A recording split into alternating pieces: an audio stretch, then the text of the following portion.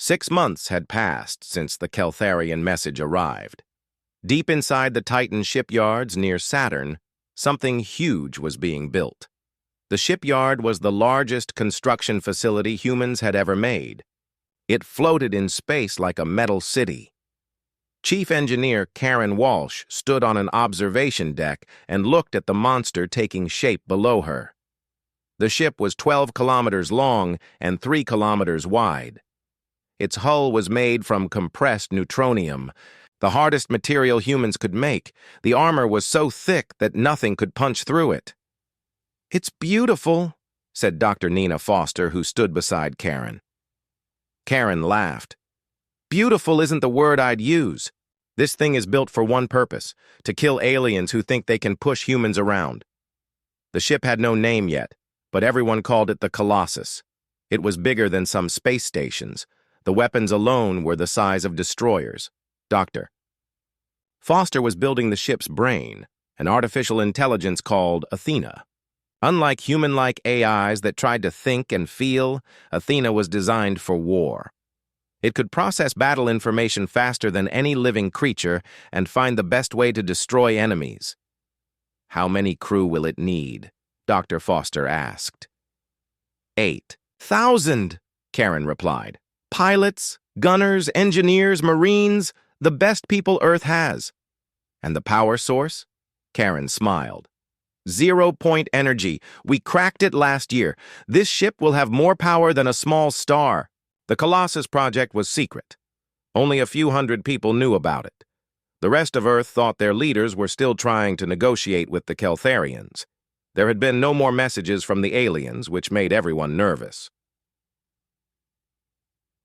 Commander. Steve Harrison arrived at the shipyard that morning. He was going to be the captain of this monster ship. Steve had commanded warships for 15 years and fought in every major battle of the colony wars. He was known for being smart, tough, and absolutely ruthless in combat. Karen met him at the docking bay. "Commander, welcome to Project Colossus." Steve looked at the massive ship through the observation windows. "How long until it's ready?" 3 months, Karen said. "Maybe less if we push the construction crews harder." "And the weapons?" "Railguns that can fire projectiles at 20% of light speed. Plasma cannons powered directly by the 0-point core. And something new. Quantum torpedo launchers." Steve raised an eyebrow. "Quantum torpedoes?"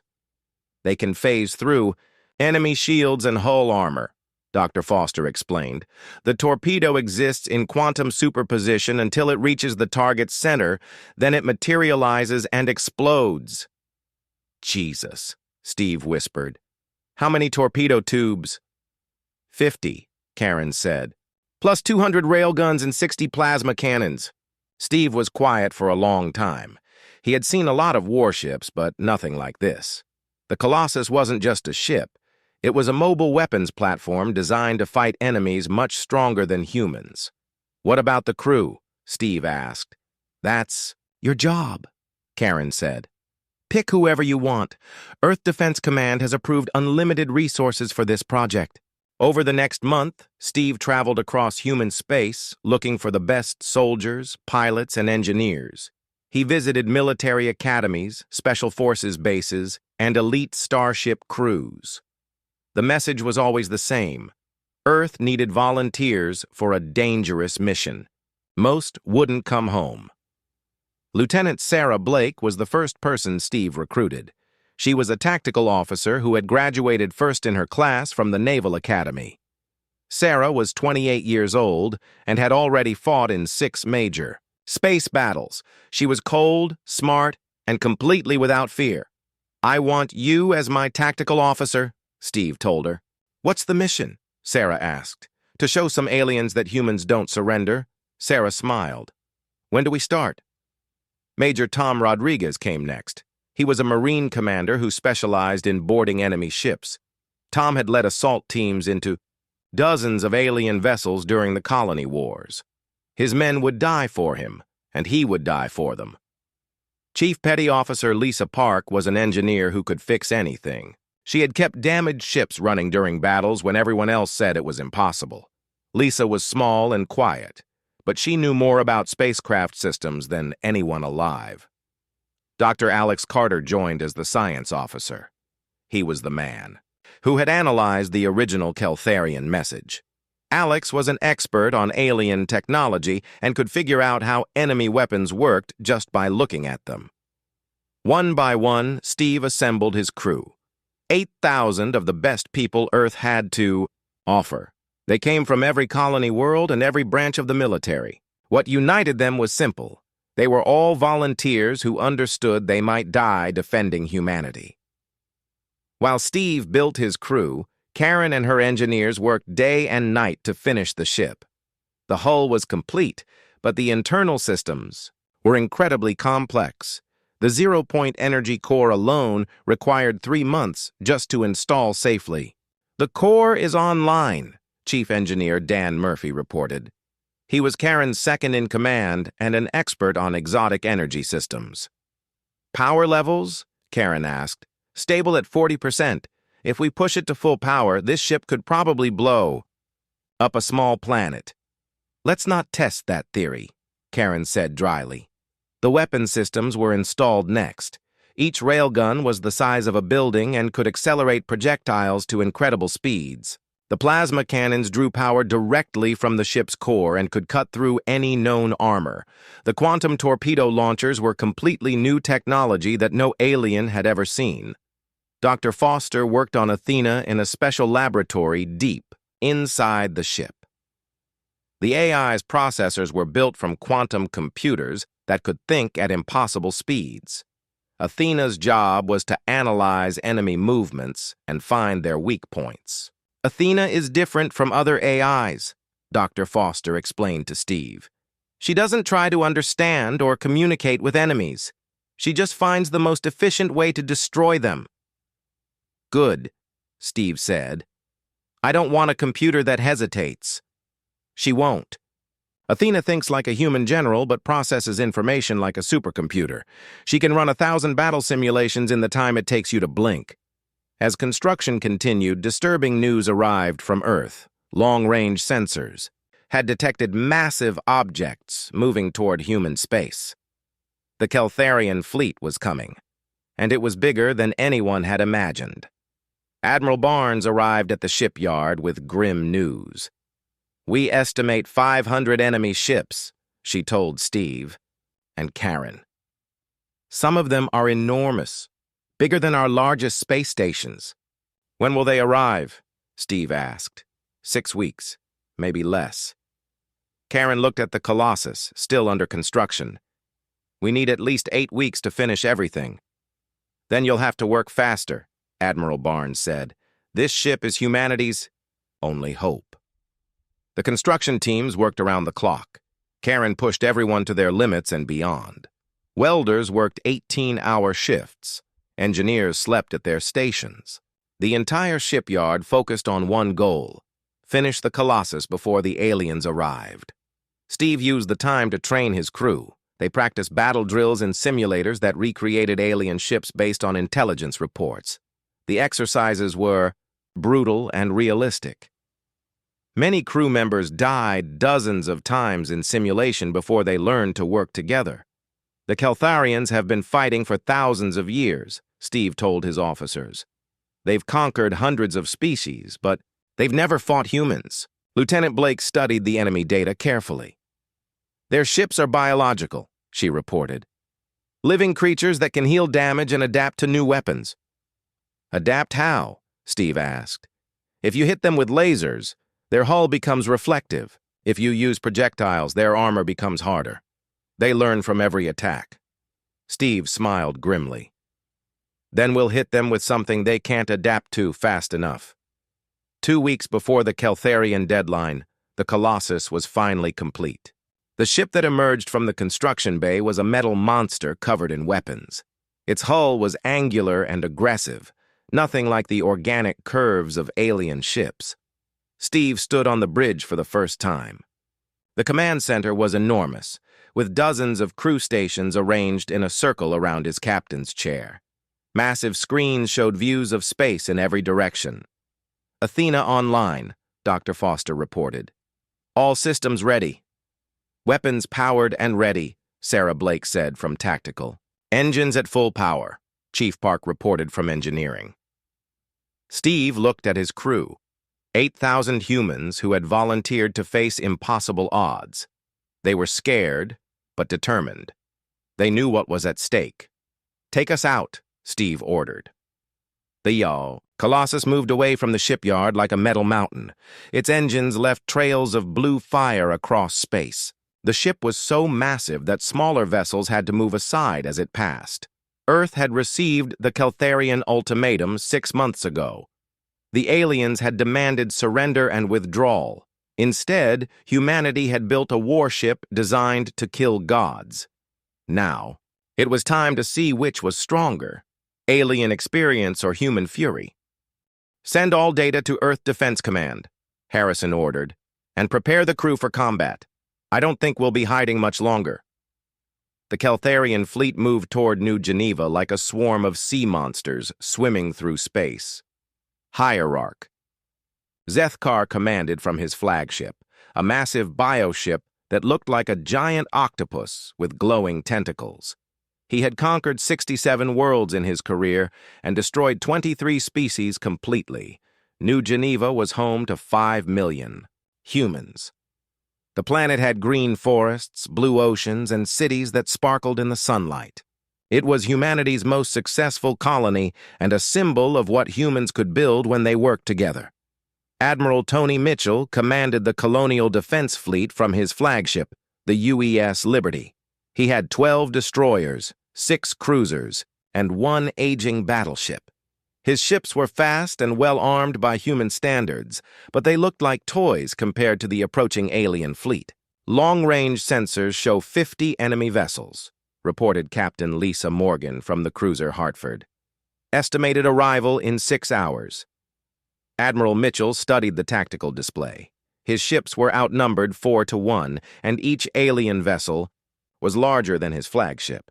The colonists were evacuating as fast as possible, but 5 million people couldn't be moved in 6 hours. All ships, this is Admiral Mitchell, he announced on the fleet channel. We're going to buy the evacuation. Ships as much time as possible. I won't lie to you.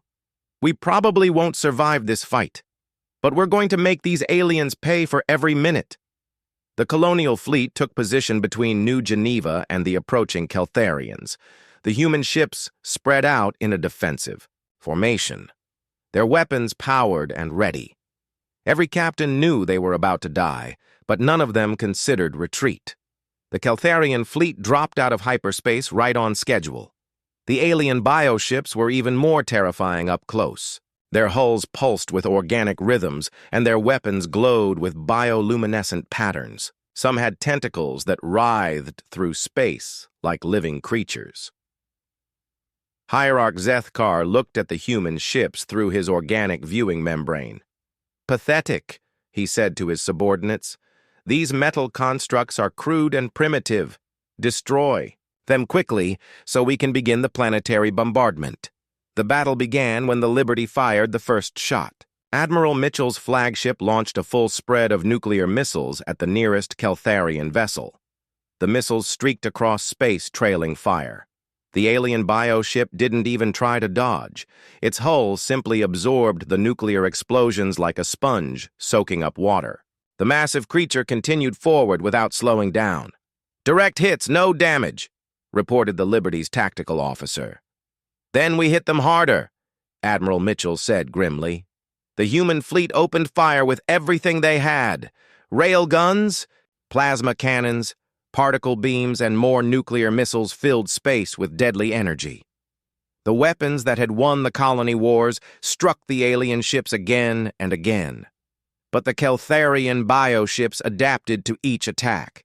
Their hulls became reflective to deflect energy weapons. Their skin hardened to stop projectiles. The living ships learned and evolved with each hit, becoming stronger and more resistant. The aliens fired back with weapons that defied human understanding. Bioplasma streams that could melt through armor like acid. Particle beams that disrupted. Electronics and killed crews through radiation. organic missiles that hunted their targets like living predators. The destroyer Phoenix died first. A Keltharian plasma stream cut through its hull from nose to tail, splitting the ship in half. The cruiser Boston followed seconds later when an alien missile phase shifted through its shields and exploded inside the reactor core. "We're not even scratching them," Captain Morgan reported from the Hartford. "Their hulls are adapting faster. Then we can damage them." Admiral Mitchell watched his ships die one by one. The human fleet fought bravely, but it was like using spears against tanks. The Keltharian bioships were simply too advanced, too adaptable, too alien for conventional weapons to stop. "All ships, begin evacuation protocol," Mitchell ordered. "Get your crews to the escape pods." "Sir, we can still fight," protested Captain James Parker from the battleship Defiance. "Negative. Save your people. That's an order." The remaining human ships launched their escape pods while continuing to fire at the aliens. The Keltharians let most of the pods escape. They were only interested in destroying the warships and, then, the planet below. Admiral Mitchell stayed on the Liberty's bridge as his crew evacuated. He would go down with his ship like countless naval officers before him. The old traditions still mattered, even in space. The Liberty shuddered as alien. Weapons tore through its armor. The lights flickered and died. Emergency power kicked in, bathing the bridge in red light. Admiral Mitchell prepared to die fighting. Then something impossible appeared on his sensors. "What the hell is that?" whispered Lieutenant Amy Rodriguez. From the communications station, a massive shape was emerging from behind New Geneva's largest moon. At first, Mitchell thought it might be an asteroid or space station. Then he realized the truth. It was a ship. The biggest ship he had ever seen. The UES Leviathan dropped out of stealth mode like a metal mountain falling from the sky. 12 kilometers long and bristling with weapons, it dwarfed everything else in the battle. The ship's angular hull reflected the light of New Geneva's sun like a mirror made of death. "Unknown vessel. This is Admiral Mitchell of the Colonial Defense Fleet. Identify yourself." "Admiral, this is Commander Steve Harrison of the UES Leviathan. Sorry we're late to the party." Mitchell stared at the massive warship in disbelief. Earth had been building this monster in secret while the colonies thought they were alone. The ship was larger than some space stations and carried enough weapons to level a continent. Hierarch Zethkar saw the human dreadnought appear and felt something he hadn't experienced in centuries: uncertainty. His bioships were powerful, but this metal construct was enormous. Its weapons were unlike anything in Keltharian experience. "What is that thing?" asked Sub-Commander Velkoth from the bioship Devourer. "Unknown," Zethkar replied. "But it's still just one ship against 50. Destroy it." The nearest Keltharian bioships turned toward the Leviathan and opened fire.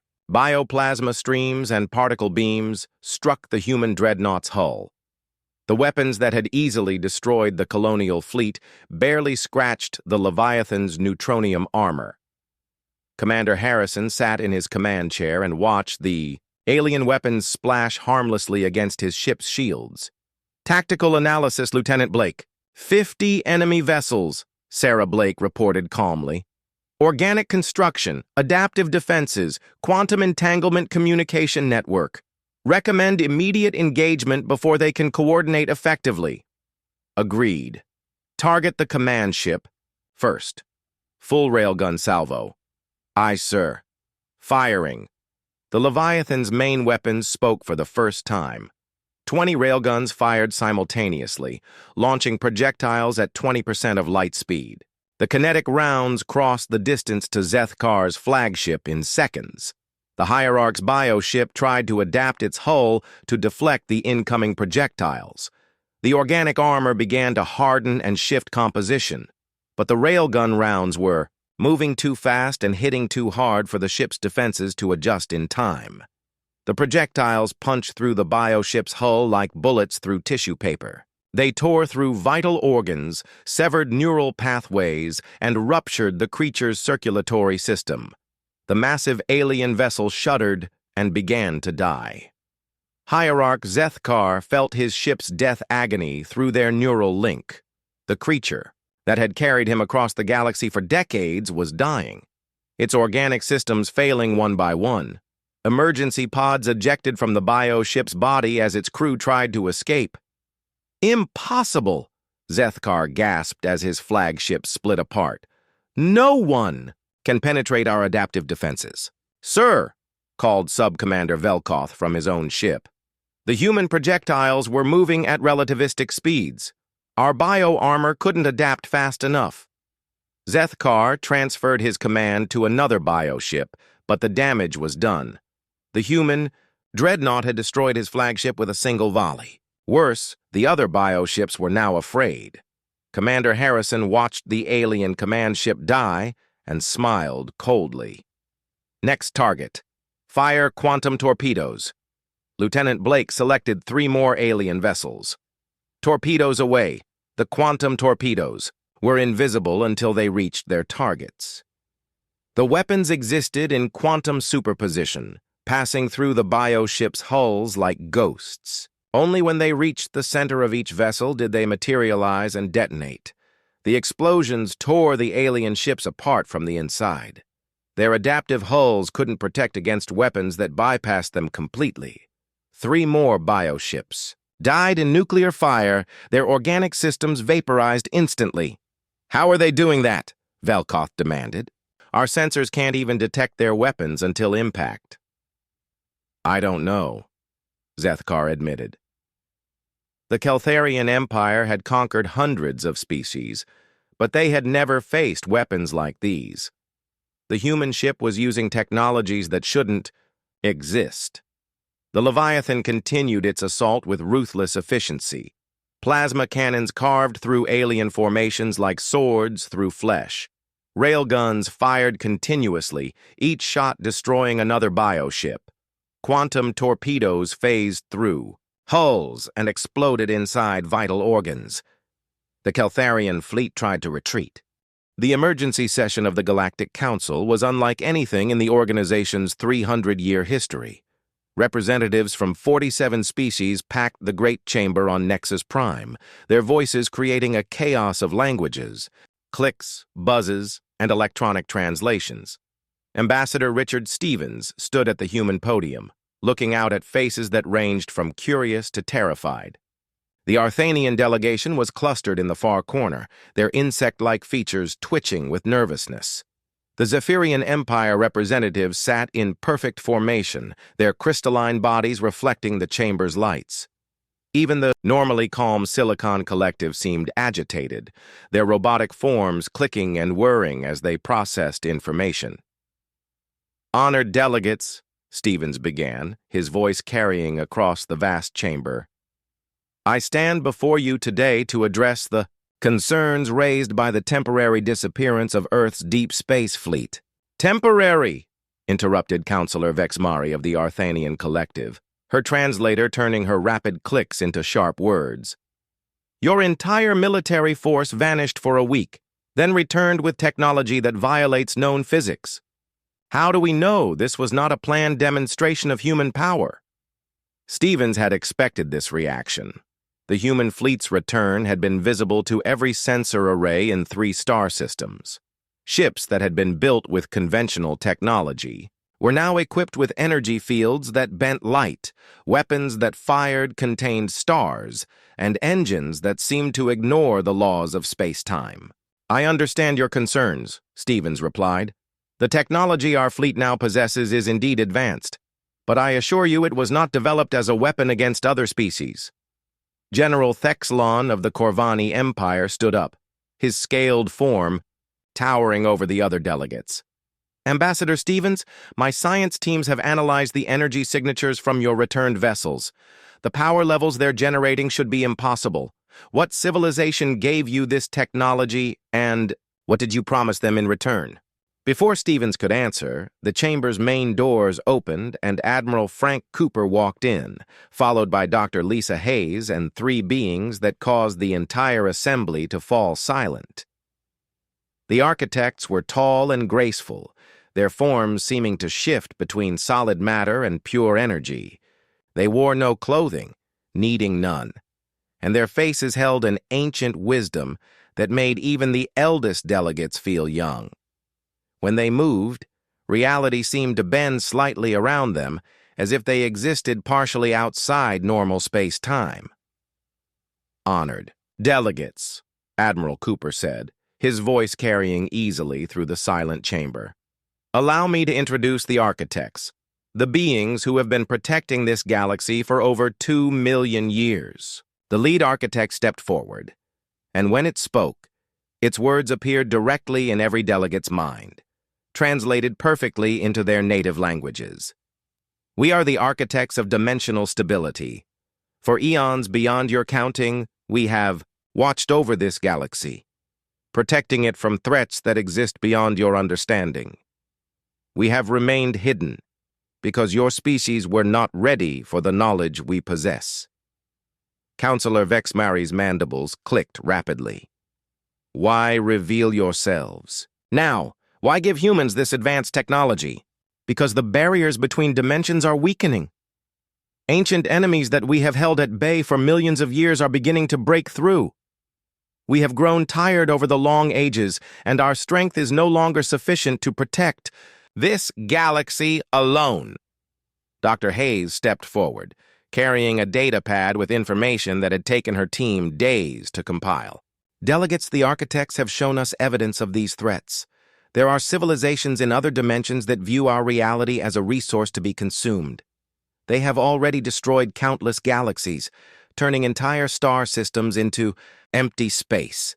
The chamber erupted in confused voices as delegates demanded proof, explanations, and reassurances.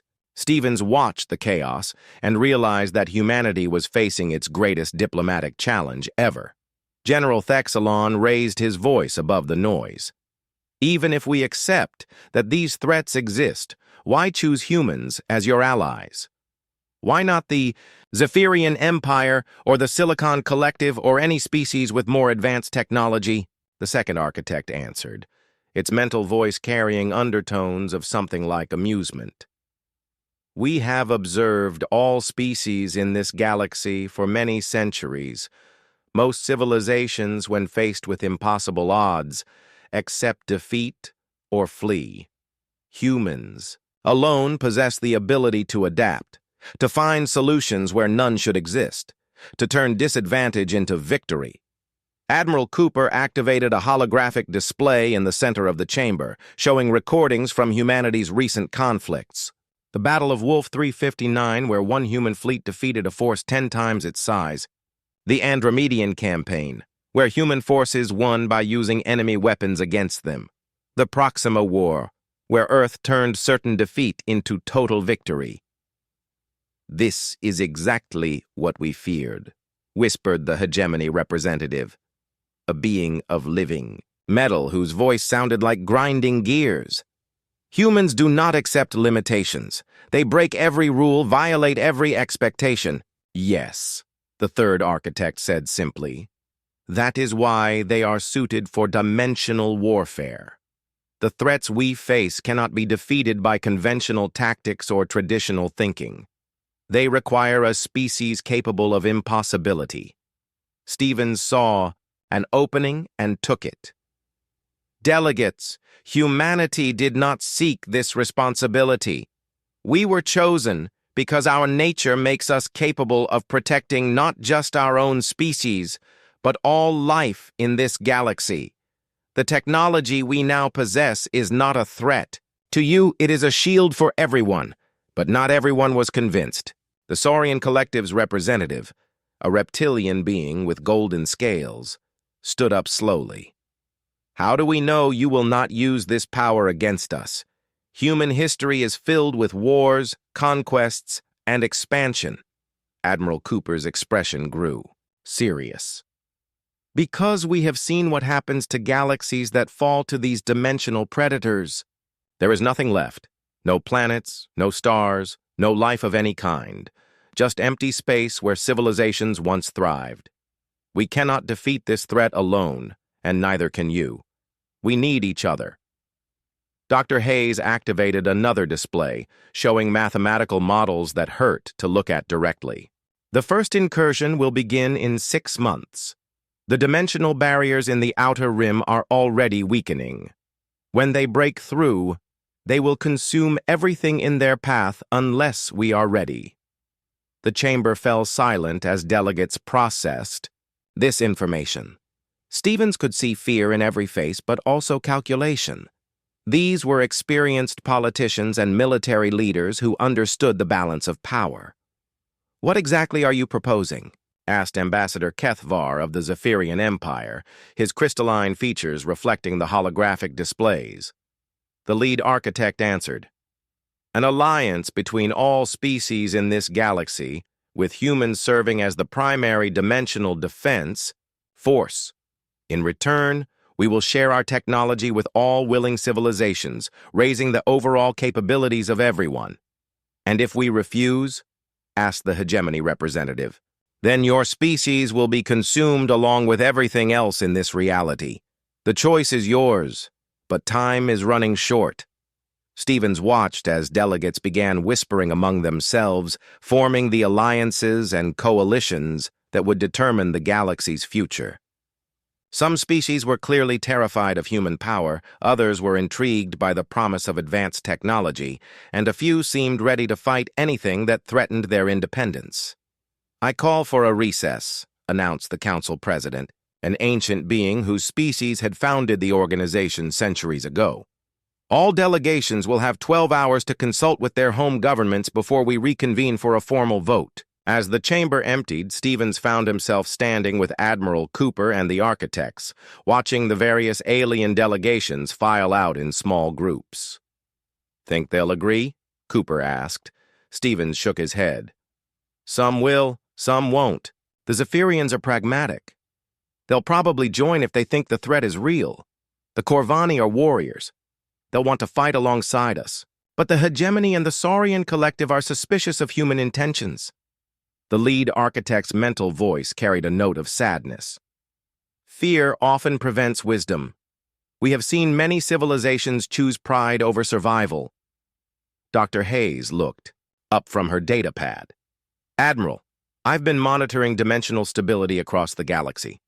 The breakdown is accelerating. We might have less time than we thought." Cooper nodded grimly. "Then we better hope the politicians can move faster than usual." Outside the chamber, delegates from various species were already forming discussion groups. Some were arguing loudly, others were conducting quiet negotiations, and a few were sending urgent messages to their home worlds. In one corner, General Thexalon was speaking with the Arthanian military attaché. Their conversation focused on human military capabilities and whether they could be trusted with dimensional weapons. Near the main exit, the Silicon Collective representatives were processing data at electronic speeds, calculating probabilities and strategic outcomes for dozens of different alliance configurations. And in the diplomatic quarters, Ambassador HFY was composing a report to the Zephyrian Emperor that would influence the decision of one of the galaxy's most powerful civilizations. Stevens knew that the next 12 hours would determine whether Lisa looked out at the refugee ships following her through space. Most of them were FAM Captain Jake Morrison stood on the bridge of the UES Horizon, watching the largest search operation in galactic history unfold around him. Ships from 6 different species had joined the hunt for Earth's missing armada, their vessels spread across 3 star systems in carefully planned search patterns. "Contact bearing 27 Mark IV, called out sensor operator Lucy Anderson from her station. "It's the Corvani cruiser Storm Wind, reporting negative findings in Sector 7. Jake nodded and marked another empty zone on his tactical display. For 5 days, over 60 ships had been scanning every piece of space within 100 light-years of the disappearance point. They had found nothing, no debris, no energy traces, no sign that 247 human vessels had ever existed. Dr. Nancy Clark approached his command chair, carrying a datapad with her latest analysis. "Captain, I've been studying the quantum resonance patterns we detected at the vanishing point. The energy signatures are definitely artificial." "Meaning?" "Whatever took our fleet, it wasn't a natural phenomenon. Someone or something deliberately pulled them into another dimension. Jake felt a chill run down his spine. The idea that an unknown force had captured the entire human fleet was somehow worse than thinking they had been destroyed in an accident. Any theories about who might be responsible? Nancy shook her head. The technology involved is beyond anything in our databases. It would require the ability to manipulate space-time on a massive scale, something that should be impossible with current physics. On the main screen, Jake could see the Zephyrian science vessel Crystal Mind adjusting its position for another deep scan. The aliens had contributed their most advanced sensor arrays to the search, despite their obvious fear of what they might find. "Captain," called Communications Officer Amy Carter, "incoming message from Admiral Brooks. He wants to speak with you privately." Jake nodded and walked to his ready room, a small office behind the bridge. The Admiral appeared on the wall screen, his weathered face showing the strain of the past week. "Jake, I need an honest assessment. What are the chances we'll find our people?" Jake considered his words carefully. "The search teams are thorough, Admiral. If the fleet is anywhere in normal space, we'll find them. But Dr. Clark's analysis suggests they were pulled into another dimension entirely." Brooks was quiet for a moment. "Son, I've been in contact with Earth's top scientists. Dr. Lisa Hayes thinks the displacement was connected to the experimental fold drive technology the fleet was carrying. If she's right, our people might be stuck in a place where the laws of physics work completely differently. What does that mean for their survival chances?" "Unknown. But Jake, there's something else. The dimensional barrier in your area is showing signs of instability. Dr. Hayes thinks something big is coming, through soon." Jake felt his hands go cold. "Coming through from where?" "From wherever our fleet ended up.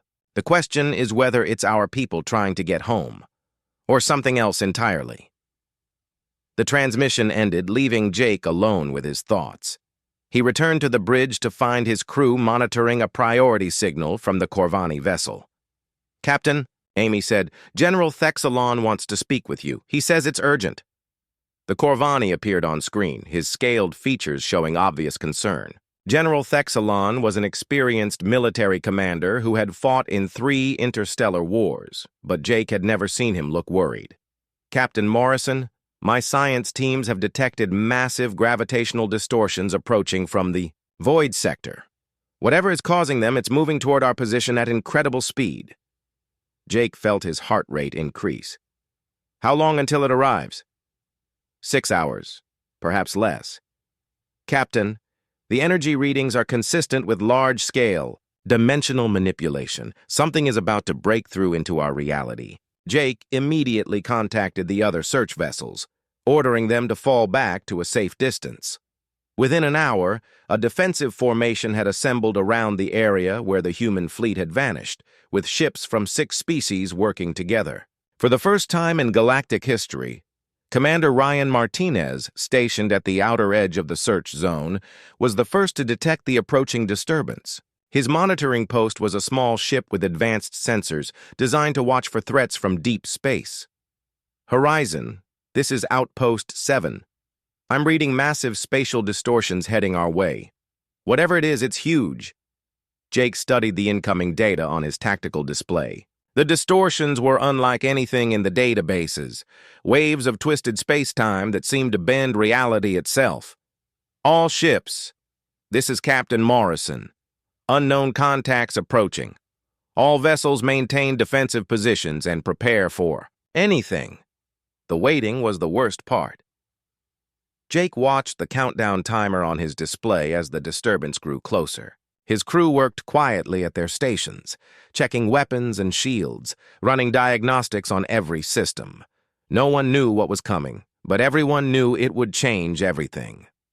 "Contact in 30 seconds, Lucy Anderson reported. The main screen showed empty space, but Jake could feel something building, like pressure before a storm. The air on the bridge seemed to vibrate with tension. 10 seconds. Jake gripped the arms of his command chair and watched the stars. Then space exploded. A massive portal of swirling energy opened where the human fleet had vanished, colors that had no names in any language spinning in impossible patterns. The portal was enormous, easily large enough for an entire fleet to pass through. "Energy readings are off the scale," Nancy reported, her voice filled with awe. "The portal is stable, but the power requirements for something like this would drain." A star. Then the first ship appeared. It emerged slowly from the swirling energy, and Jake's breath caught in his throat. The vessel was recognizable as human, but it had been transformed. The hull gleamed with patterns of light that seemed to move on. Their own, and energy fields surrounded the ship like living things. "That's the destroyer Rapid Strike," Amy said, checking her identification files. "But look at those modifications." More ships began emerging from the portal. Cruisers, frigates, and support vessels, all bearing the marks of human construction, but enhanced with technology that defied understanding. Their weapons glowed with contained energy, their shields rippled like water, and their engines left trails of light that bent space around them. Then came the flagship. The Defender emerged from the portal like a mountain moving through water, its massive bulk transformed into something that looked more like a work of art than a warship. The ship's hull was covered in geometric patterns that pulsed with inner light, and energy weapons that had never existed before were mounted along its sides. "Horizon, this is Admiral Frank Cooper aboard the Defender. It's good to be home." Jake felt relief flood through him. "Admiral, thank God. We've been searching for you for days. What happened? Where have you been?" "That's a long story, Captain. But first, we have guests." Jake watched in amazement as ships began emerging from the portal that were definitely not human. These vessels were elegant and advanced, their hulls made from materials that seemed to shift and flow like liquid metal. They moved through space with perfect grace, leaving no engine trails but somehow achieving impossible speeds. "Admiral, who are they?" "Friends, Captain. Very old friends who have been waiting for us to reach them. I'll explain everything once we're back in normal space, but for now, just know that everything has changed." The portal began to collapse as the last of the mysterious ships emerged. The swirling energy faded away, leaving behind a fleet that was recognizably human, but enhanced beyond anything in current technology. Jake counted the ships as they formed up around the Defender. All 247 vessels were accounted for, plus at least 30 of the unknown alien craft. Whatever had happened to the human fleet, they had not only survived but had made contact with an advanced civilization. "All human vessels, this is Admiral Cooper. Return to Earth immediately. We have much to discuss with Command, and very little time to prepare." "Prepare for what, Admiral?" Jake asked. Cooper's image appeared on the main screen, and Jake was surprised to see that the Admiral looked younger, healthier, as if his time in the other dimension had somehow renewed him. "Captain, we've learned things about the galaxy that change everything. There are threats out there that make our previous wars look like children's games. The beings who helped us are called the Architects, and they've been protecting this galaxy for millions of years. But their strength is failing, and they need allies who can fight in multiple dimensions simultaneously." Jake felt the pieces falling into place. "And humans can do that?" "We can now. The Architects have given us technology and knowledge that will allow us to defend not just Earth, but all life in this galaxy. But first, we need to convince the other species that we're not a threat to them." Jake looked at his tactical display, which showed dozens of alien ships maintaining careful distance from the returned human fleet. The Zephyrian vessels had their weapons powered but not aimed. The Corvani ships were running full sensor sweeps, and the hegemony cruisers were clearly ready to jump to hyperspace at the first sign of trouble. "Admiral, I think that might be more difficult than you realize. The alien government's The news spread through the galaxy like a disease. On the mining world of Kepler 442b, Foreman Zelthar received the emergency broadcast and immediately ordered his Arthanian work crews to stop all operations. The tall, insect-like aliens dropped their tools and rushed toward the underground shelters, their mandibles clicking with fear. "The humans have vanished," Zelthar told his second-in-command, his translator device turning his clicks and buzzes into standard galactic speech. "Their entire deep space fleet is gone." The younger Arthanian's compound eyes widened. "Gone? How is that possible?" "Unknown. But we remember what happened at Proxima. When humans become unpredictable, people die." 3 star systems away, Colonel Ben Parker stood in the command center of Luna Base, watching his tactical displays with growing concern. His tactical officer, Commander Kate Sullivan, was tracking the movements of dozens of alien vessels as they fled from territories near human space. "Sir, the hegemony fleets are pulling back to the outer rim," Kate reported, her voice tight. She was young for a commander, only 32, but she had proven herself during the border conflicts with the Silicon Collective. "It looks like they're establishing defensive positions." Ben studied the holographic display showing ship movements across local space. Red dots represented hostile forces, blue dots were allies, and yellow dots were neutral. In the past 6 hours, most of the yellow dots had turned red. "They think we're planning something," Ben said. "They think the fleet disappearance is part of some bigger strategy." Kate nodded grimly. "Can you blame them? 3 years ago, we convinced the Zephyrian Empire that we were retreating from the Vega sector, then hit them with a surprise attack from the other side of the system. From their perspective, humans are always planning something." Ben understood the problem. Human military history was full of deception, misdirection, and impossible victories. At the Battle of Wolf 359, Admiral Brooks had pretended to retreat, then used the enemy's pursuit formation against them. In the Andromedian campaign, human forces had faked their own destruction, only to emerge from an asteroid field and destroy the alien command ship. "Sir," called out Lieutenant Ryan Martinez from the communications station. "Priority message from the corporate zone. It's CEO Richard Cross of Terran Industries." The main screen flickered to life, showing a man in his 50s wearing an expensive suit. Behind him, Ben could see the glass towers of New Geneva, the galaxy's major trading hub. Cross looked worried, and that was unusual. The man had built a business empire by staying calm under pressure. "Colonel Parker, I need to speak with Admiral Brooks immediately." "The Admiral is in conference with Earth Command, sir. Can I help you?" Cross shook his head. "In the past 4 hours, I've received cancellation notices from over 60 alien business partners. The Saurian Collective is ending all trade agreements.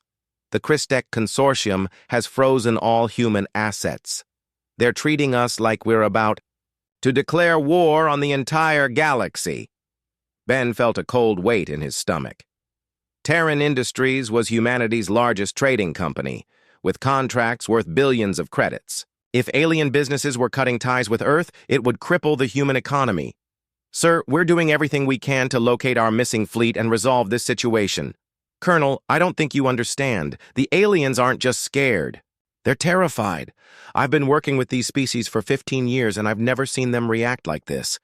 They think humanity is about to become something worse than any enemy they've ever faced." The transmission ended, leaving Ben alone with his thoughts. He walked to the observation window and looked out at the ships docked around Luna Base. Most of them were civilian vessels, cargo haulers, passenger liners, research ships. Earth's military fleet was small compared to the great alien empires, but humans had always made up for numbers with cleverness and determination. Now that cleverness was working against them. The galaxy remembered every human victory, every impossible comeback, every time Earth forces had snatched victory from certain defeat. To the aliens, the missing fleet wasn't a tragedy. It was the first move in humanity's most dangerous game. "Yet, sir," Kate called out, "incoming transmission from Europa Station. It's Dr. Carol Bennett from the Quantum Research Division." Ben knew Bennett by reputation. She was one of Earth's top theoretical physicists, specializing in dimensional mechanics and space-time manipulation. If anyone could explain what had happened to the missing fleet, it would be her. Bennett appeared on screen, a woman in her 40s, with tired eyes and gray hair. She was in her laboratory, surrounded by complex equipment and holographic displays showing mathematical equations. "Colonel Parker, I've been analyzing the sensor data from Captain Morrison's ship. I think I know what happened to our fleet. Go ahead, Doctor." "The energy readings are consistent with a dimensional displacement event. Something pulled our ships into a parallel dimension, a place where the laws of physics operate differently from our own universe." Ben felt his hands go cold. "Are you saying they're trapped somewhere else?" "Not trapped exactly, but displaced. The question is whether they can find their way back and what condition they'll be in when they do." "What do you mean?" Bennett's expression grew grim. "Colonel, if our fleet has been exposed to the exotic physics of another dimension, they might return with capabilities we can't imagine. Their ships could be enhanced in ways that make our current technology look like stone tools." Ben understood the implications immediately. If the human fleet returned with advanced technology, it would shift the balance of power in the galaxy. Completely. No wonder the aliens were scared. "Doctor, how long until they come back?" "Unknown. It could be days, months, or years. But, Colonel, there's something else you need to know. The dimensional breach that took our fleet is still active. I'm detecting periodic energy pulses that suggest the barrier between dimensions is weakening." Before Ben could respond, alarm sirens began wailing throughout Luna Base. Kate rushed to her station, her fingers flying across the controls. "Sir, multiple contacts approaching from the Jupiter sector. 16 ships moving fast." Ben hurried to the tactical display. The contacts were moving in formation using approach patterns that were definitely not human. "Can you identify them, Zephyrian?" "Empire markings, sir. It's a diplomatic convoy, but they're escorted by battlecruisers." The main screen activated, showing the bridge of a Zephyrian command ship. The alien commander was tall and thin, with crystalline features that reflected the harsh lighting of his bridge. Ben recognized him from intelligence files. Ambassador Kethvar, one of the Empire's most senior diplomats. "Colonel Parker, I am requesting immediate permission to dock. The Galactic Council has called an emergency session regarding the human fleet situation." "Of course, Ambassador. You're cleared. For docking Bay 7. Colonel, I must inform you that several member species are calling for immediate action against Earth. They believe your missing fleet represents a threat to galactic security." Ben felt his blood go cold. "Ambassador, I assure you that the fleet disappearance was not planned. We're as concerned as you are." "Perhaps. But you must understand, Colonel, humans have a reputation. Every time your species faces extinction, you find a way to not only survive, but emerge stronger than before. Many governments believe this is simply your most elaborate strategy yet." The transmission ended, leaving Ben to consider their situation. Earth was facing a crisis unlike anything in human history. Their most powerful military force had vanished, possibly into another dimension. The alien governments were preparing for war, convinced that humanity was planning something terrible. And somewhere in the depths of space, dimensional barriers were weakening. "Kate, send a message to Admiral Brooks. Tell him we have incoming diplomatic traffic and the situation is getting worse." "Yes, sir." Ben walked back to the observation window and looked out at the approaching Zephyrian ships. Their crystalline hulls gleamed like jewels against the black of space, beautiful but deadly. Each of those vessels carried enough firepower to destroy a city. On the far side of the solar system, Captain Lisa Wong was dealing with problems of her own. Her cargo ship, New Frontier, was escorting a convoy of refugee vessels fleeing from the border territories. The passengers were mostly civilians, human colonists, alien traders, and mixed families who had been living in the disputed zones. "Captain," called her first officer, Lieutenant Paul Roberts, "we're getting reports of Ravager clan activity in the next system. 3 attacks in the past 12 hours. Lisa cursed under her breath. The Ravager clans were pirates and raiders who lived in the empty spaces between star systems. They usually avoided areas protected by major military forces, but with the human fleet missing, they were getting bold. How many ships in the convoy? 47 vessels, mostly civilian transports. Only 6 have any kind of defensive capability. Lisa studied her tactical display. The New Frontier was a cargo hauler, not a warship, but she had served in the military before becoming a merchant captain. Her ship carried basic weapons and shields, enough to deal with small-scale threats. Paul, send a message to the convoy. Tell them to maintain formation and be ready for emergency jumps. If we run into trouble, the civilian ships jump out immediately. Yes, ma'am. Jake Morrison stood on the bridge of his ship and looked out at the empty space where the human fleet should have been. 3 days ago, 247 Earth ships had been right here, running training exercises near the Vega system. Now there was nothing but cold stars and silence. Run the scan again, Jake told his communications officer, Lieutenant Amy Carter. She was young, maybe 25, with short brown hair and worried eyes. Amy had been monitoring the fleet channels when everything went wrong. Still nothing, Captain, Amy said, her fingers moving across the control panel. No energy readings, no debris, no trace of any ships. It's like they just stopped existing. Jake felt a cold weight in his stomach. He had been commanding patrol, ships for 8 years, ever since the war with the Proxima colonies ended. He had seen ships destroyed, seen them retreat, seen them surrender, but he had never seen an entire fleet just disappear. What about the emergency beacons? He asked. Silent, sir. Even the automatic distress systems are offline. Whatever happened, it happened fast. Jake walked to the main display screen. The computer showed the last known positions of all the missing ships. The flagship Defender had been in the center, surrounded by heavy cruisers and destroyers. Admiral Frank Cooper had been running a standard formation drill, nothing dangerous or experimental. Sir, called out his science officer, Dr. Nancy Clark. She was older than Amy, maybe 40, with gray starting to show in her black hair.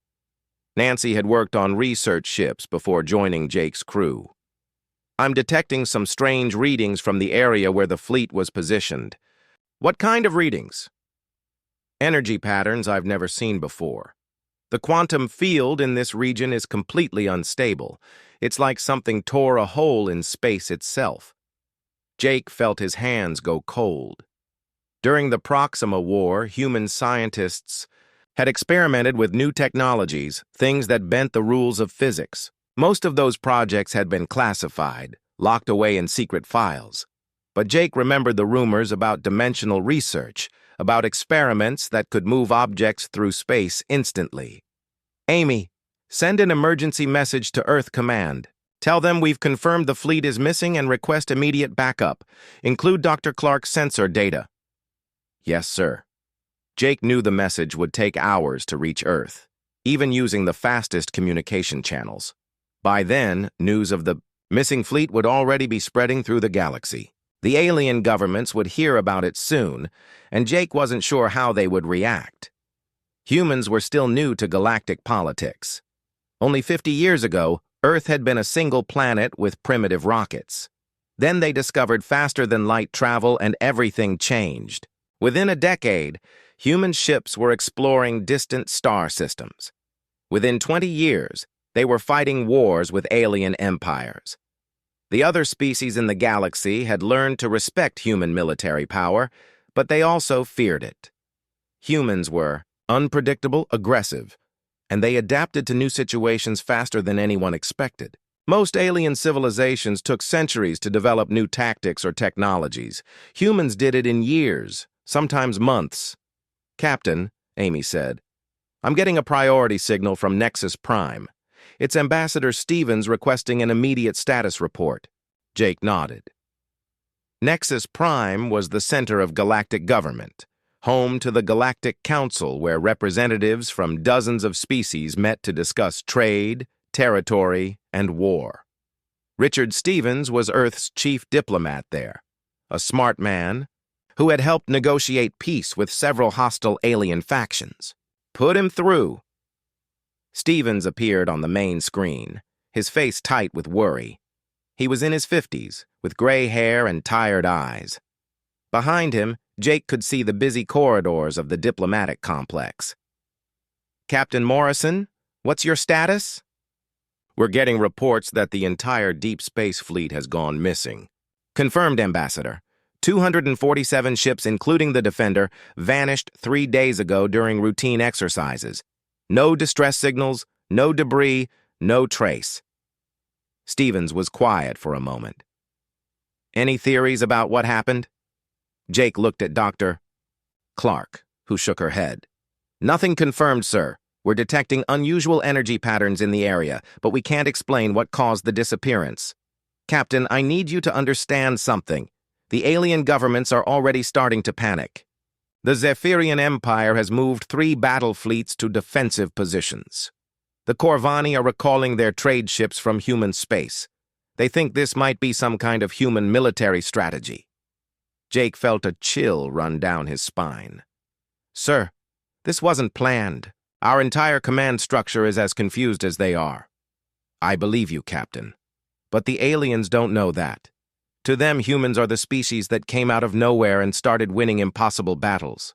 The Proxima War, the Andromedian Campaign, Wolf 359. Every time someone thought they had us beaten, we came back stronger. Jake understood the problem. In the Proxima War, human forces had been outnumbered 10-1, but they won by using tactics no one expected. At Wolf 359, a single human fleet had defeated an entire alien armada by turning their own weapons against them.